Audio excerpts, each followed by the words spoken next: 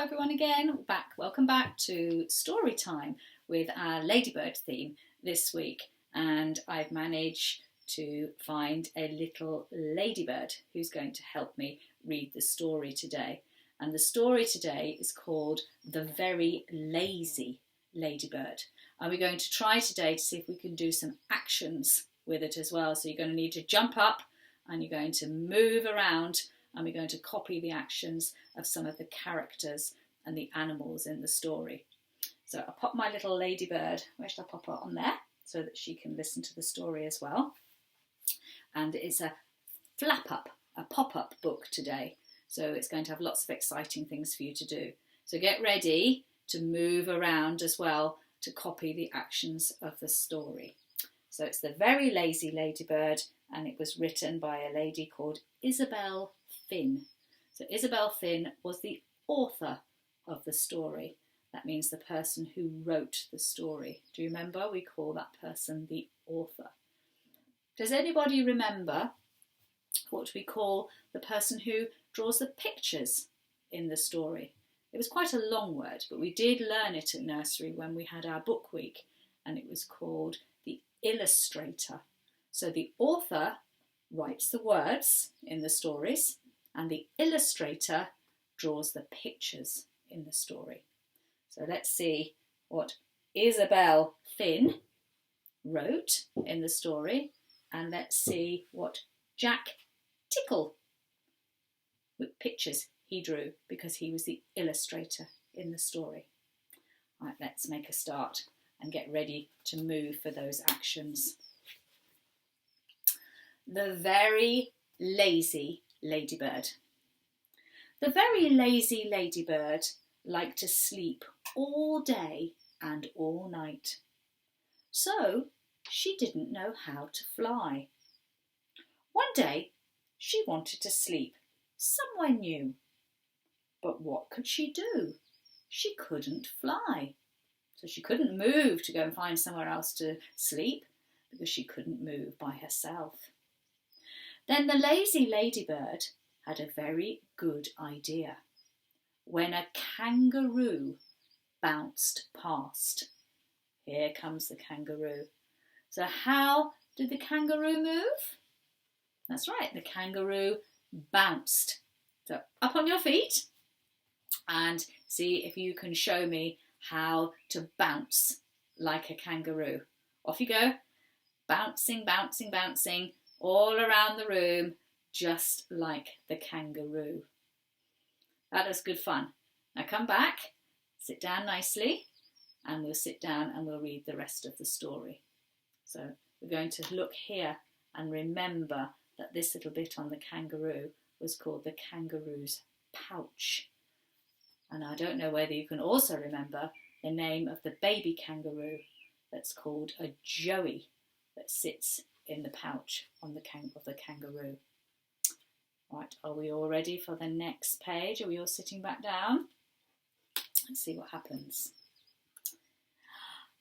She hopped into his pouch, but kangaroo liked to jump.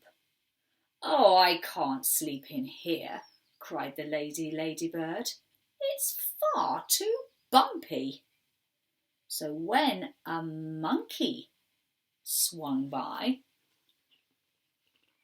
she hopped onto her head. But monkey liked to swing. If I close the book and open it, you can see how the monkey is swinging. So up you get again. Put your hands up in the air and see if you can move around the room and swing like a monkey.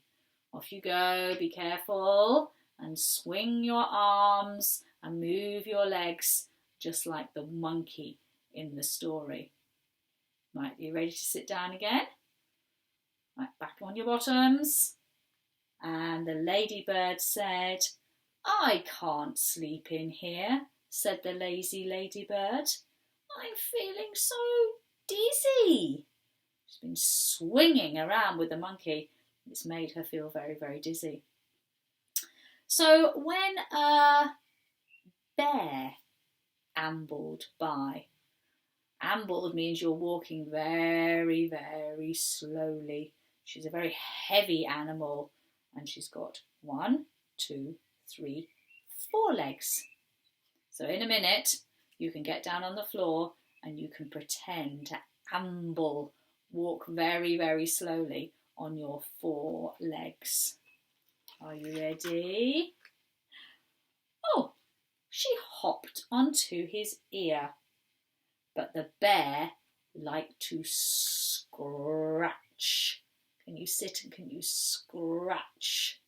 Scratch your head and now get down on your arms and your legs, or your hands and your legs, and see if you can walk around the room on your 4 pretend legs, and remember to amble like a very, very heavy, slow bear.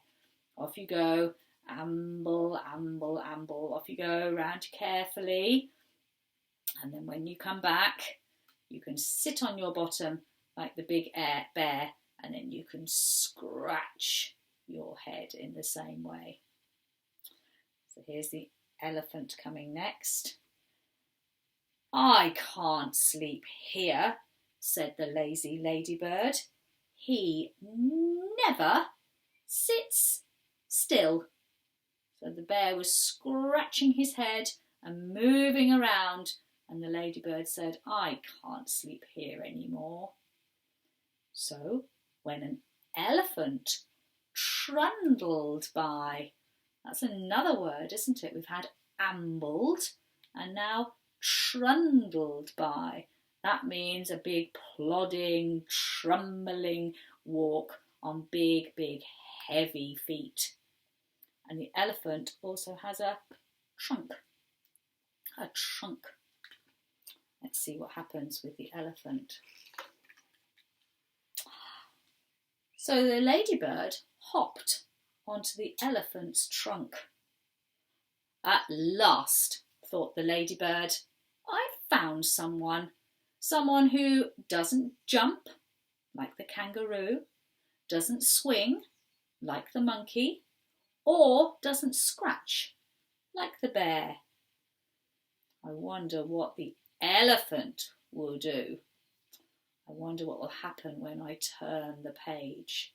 But before I turn the page, let's see if we can move like that elephant.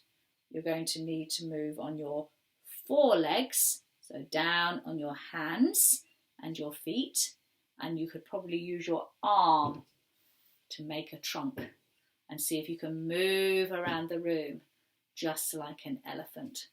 Off you go, and I'll wait for you to come back to sit in front again so that we can do the next part of the story. So off you go, elephants trundling around the room. And I've got a little rhyme I could say to you while you're going. So it's an elephant goes like this and that. He's terribly big and he's terribly fat. He has no fingers. He has no toes. But goodness gracious, what a long nose. There's a little bit of an extra rhyme in there for you for the elephant. Right, come back and sit down and we'll see what happened when the ladybird landed on the elephant's trunk. So she's very happy. She thinks she's found somewhere very, very safe. But at that very moment, oh goodness gracious me, the elephant sneezed. Achoo! And look, here's the elephant's trunk, and the ladybird was blown out of the trunk, and poor lazy ladybird had to learn to fly at last. She was shot out of the trunk, right up in the air, and then she had to find her wings and she had to learn to fly all by herself.